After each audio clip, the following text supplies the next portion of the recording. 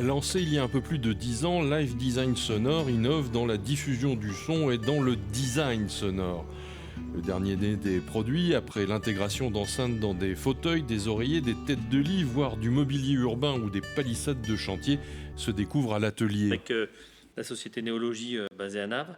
Et en fait, on a pensé à un panneau acoustique qui permet de pouvoir diffuser le son d'une animation, de la télé ou autre. Et en fait, cette paroi va diffuser, celle-ci va absorber. C'est-à-dire qu'en fait, on va limiter les nuisances et la diffusion sonore d'un côté et l'accentuer de l'autre, avoir un rendu. Donc les personnes âgées principalement, mais ça peut être dans des lobbies d'hôtels, ça peut être dans pas mal de choses, dans différents lieux. Et on a monté ce produit en co-branding, voilà. Donc ça, c'est un produit qui sera prochainement disponible d'ailleurs sur notre site de vente en ligne, parce qu'on commence maintenant à proposer directement les produits sonores de cette manière-là.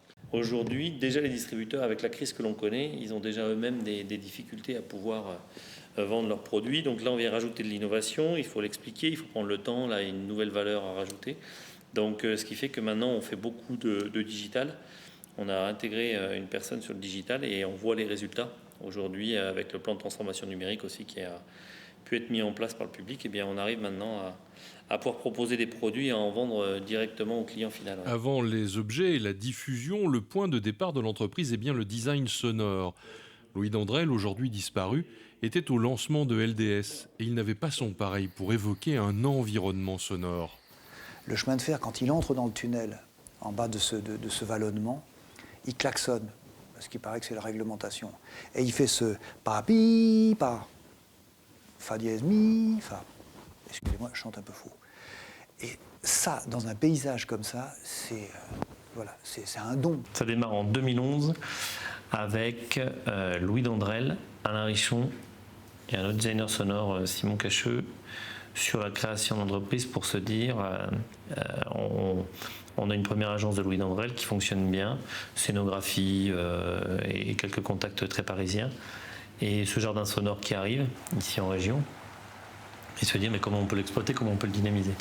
Donc moi, en tant que développeur d'affaires, l'idée c'est de se dire on va s'associer, on va apporter une couche développement, on va apporter un savoir-faire autre que juste l'artistique.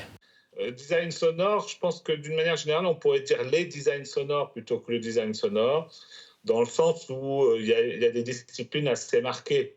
La première étant évidemment le designer sonore, le sound designer de cinéma qui va fabriquer des sons qui vont être adaptés à des bruitages, des effets spéciaux, des reconstitutions d'ambiance réalistes, etc.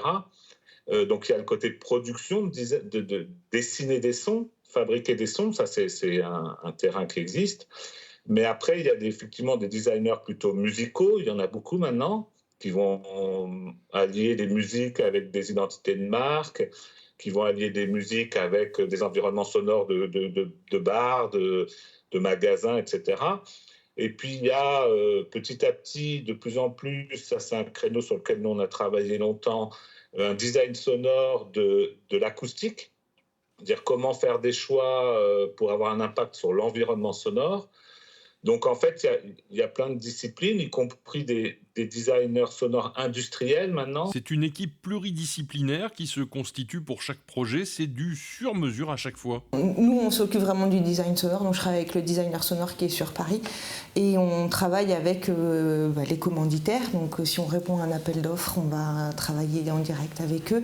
On se met d'accord avec tous les autres corps de métier selon le projet, donc on peut travailler avec la lumière, etc. Moi là, je reste plutôt ici, c'est vraiment le designer sonore, lui, qui est en lien direct avec tous ces corps de métier pour vraiment se coordonner avec eux. Et moi, je fais plutôt la partie administrative des projets. L'ADN qu'a voulu Louis Dandrel au départ et Alain Richon, c'est de se dire notre ADN, c'est de répondre de manière globale à être à la fois un maître d'œuvre, à la fois avoir une logique sur de la production, quel est le bon contenu, comment je vais diffuser et dans son ensemble, comment le son va réagir dans ce lieu. Et c'est là en fait où on est quasi unique sur le marché et à faire cette réponse. Donc évidemment le marché et tous ces artisans entre guillemets de l'univers scénographique et autres viennent vers nous. Donc, voilà, on a on a quelque chose d'un peu particulier et très complet à voir. Et c'est là où on en revient à proposer cette offre globale de design sonore. De l'île Séguin au théâtre d'Orange, en passant par le Panthéon et Notre-Dame de Paris, le terrain de jeu de l'entreprise est vaste. Quand on répond sur le théâtre d'Orange actuellement, on est en train, là encore, de répondre avec de la production, mais en pensant innovation. Comment on va innover dans ce contenu qu'on va rendre. Et donc, en fait, l'entreprise a toujours su se retourner au bon moment, de se dire, on fait cette scénographie, il faut des produits, on fait des produits, on a un besoin d'industrialiser, et comment on va l'industrialiser ? On vend, on a vendu des milliers de pièces, et on se dit, mais ok, quel est l'effort qu'on doit consentir pour réussir à faire ce développement, et par rapport à ça, notre métier de base qui est en train d'exploser à côté, comment on rééquilibre tout ça. Et moi, mon rôle, c'est justement de rééquilibrer et de savoir comment rebondir pour passer toutes ces étapes.